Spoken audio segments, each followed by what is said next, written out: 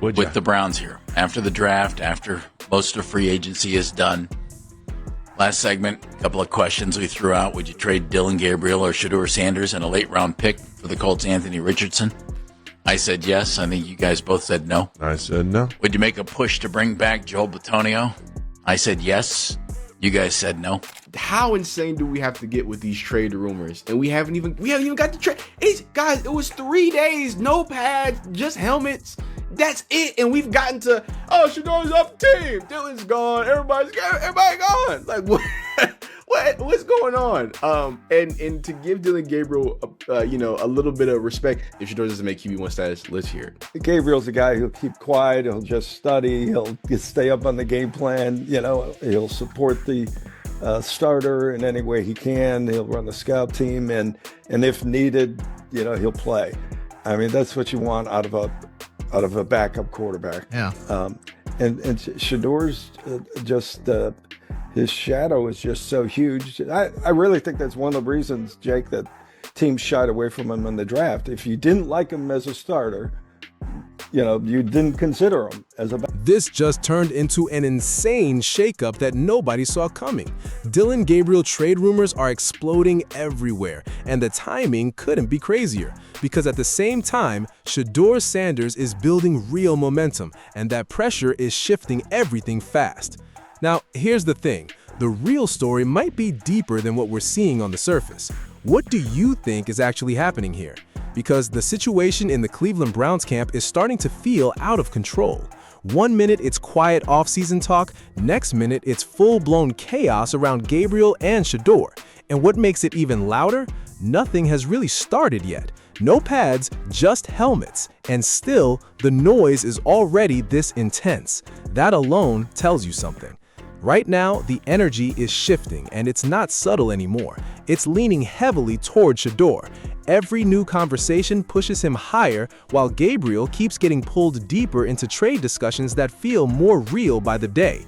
Now, you've got people trying to label Gabriel as the safe backup type, the quiet guy who studies, waits his turn, and stays ready. But that narrative, it's not landing the same anymore. Even guys like Tony Grossi are talking about it, but the reality doesn't fully match what fans are seeing unfold. Because if everything were truly solid, why is his name already in trade talks? That's the question. Meanwhile, Shedeur isn't forcing anything, and that's the difference. One player is being explained, the other is being felt. And right now, the league's energy is clearly moving towards Shedeur taking over the spotlight. That's where things get uncomfortable for Gabriel. Because now, this isn't just about competition anymore. It's starting to feel like replacement energy, trade energy, and fans are picking up on it fast. Some are even calling it karma, saying the moment Shedeur started rising, everything around Gabriel started collapsing. Now, whether that's fair or not, that's the narrative that's building. And here's the harsh reality. Cleveland might be open to moving Gabriel, but the market isn't exactly jumping. Teams aren't rushing in. The interest isn't loud, and that's where the pressure really builds. Because while Shedeur's value and attention keep rising, Gabriel is stuck fighting for relevance in a quarterback room that already feels like it's shifting without him. Because if that happens, then they have a great story. Remember that. If something bad happens to Shedeur, they've got the best story of their career, right? So they can't even find anything characterized. The only thing they've been able to say is, oh, well, he doesn't know how to watch film. I mean, if only somebody would teach him, if only there was a coach that's supposed to coach him. Anyway, shout out to coaches for not coaching, I guess, right? He won't do this, he won't do that. And all the things that you're saying he's not doing, his teammates say that he does do, right? And then on top of that, right, we're getting into this weird situation where the only thing that they have against Shedeur at this moment, because he's actually a decent human being, almost everybody, all the haters have said, actually, he's a good kid. Actually, he does put work in. They don't have the narrative of him being a bad person. So the last thing that they have, and this is what they're going to hang on to. And this is something that, what do you want him to do about it? Now they're saying he doesn't even watch films. But hold up. The more you actually pay attention, the more hollow it all sounds, because every single claim keeps getting checked by the people who are actually around him daily. Coaches, teammates, real insiders, and they keep echoing the same message. He shows up, he puts in work, he's learning every day. That's exactly why this whole narrative is starting to look shaky. It's no longer rooted in real evidence, it's built on frustration because he's not fitting the storyline people expected him to follow. And that's the real issue here. Not Shedeur, but the narrative being forced onto him. And honestly, the media side of this is getting exposed in real time. They keep digging for something, anything to tear him down, but they're running out of plays. That's why the criticism keeps jumping into random lanes that don't even connect. One day it's film study, the next day it's personality, then suddenly it's his last name, like that's supposed to mean something. But none of that answers the real question. If he's really that bad, then why do the people closest to him keep backing him up? That's where the tension is coming from, because the louder the negativity gets, the more it clashes with what insiders are actually saying. At this point, it's turning into background noise, not truth. And when the media has to push a narrative this hard, you already know what that usually means. They don't really have one. Now hold up, because at this point, it's starting to feel like the criticism has nothing solid left to stand on except his name. And that's the weakest angle you could take, because you can't coach a last name, you can't fix a label. The only thing you can actually judge is what's happening on the field and inside the building. And right now, what's coming out doesn't match the level of hate being thrown around. So now the pressure flips back on the people pushing the narrative. What exactly do you want from him? Perfection? Silence? No hype at all? Because right now, this looks less like a real football discussion and more like people trying to create a problem that doesn't even exist. And the harder they push it, the more they expose themselves instead of him.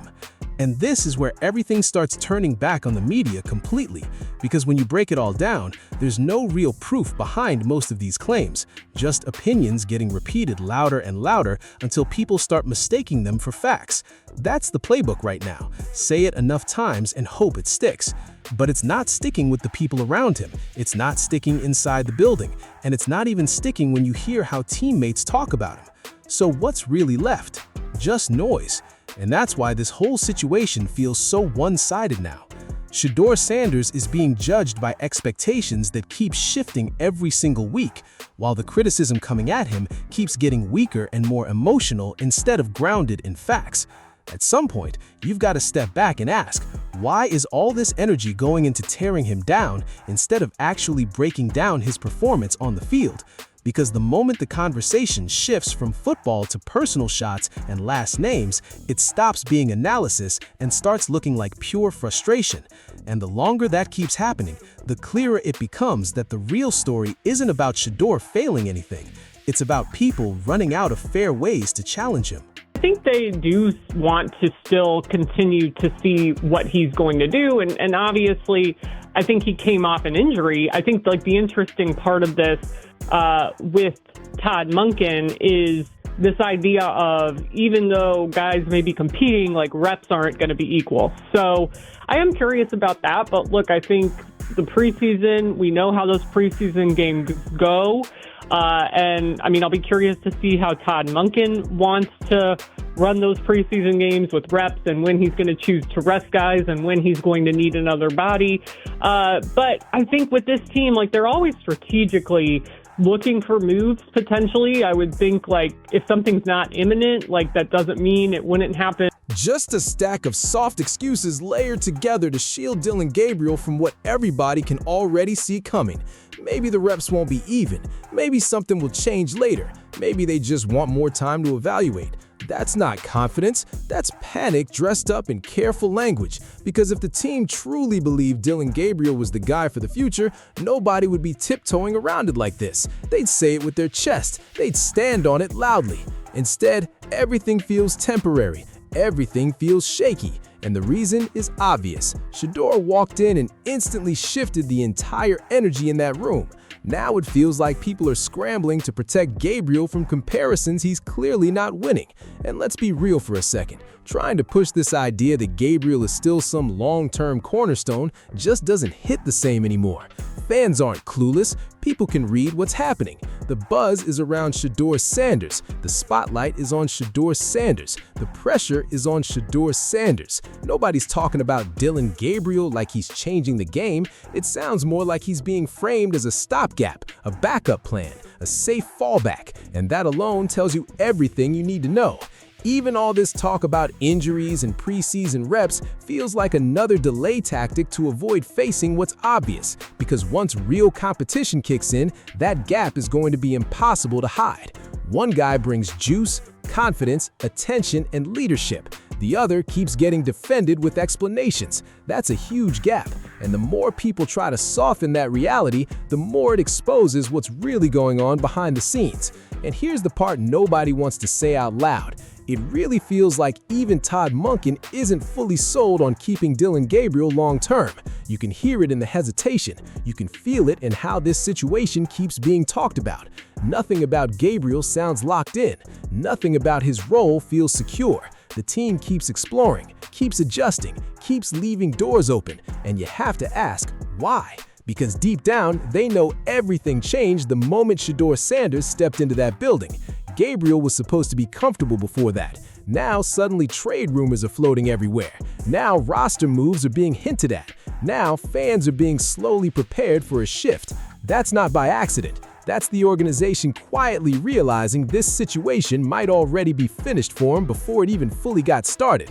And honestly, moving him might be the cleanest solution at this point, because the fit already looks off. The momentum around him is slipping. The confidence in him is fading quickly.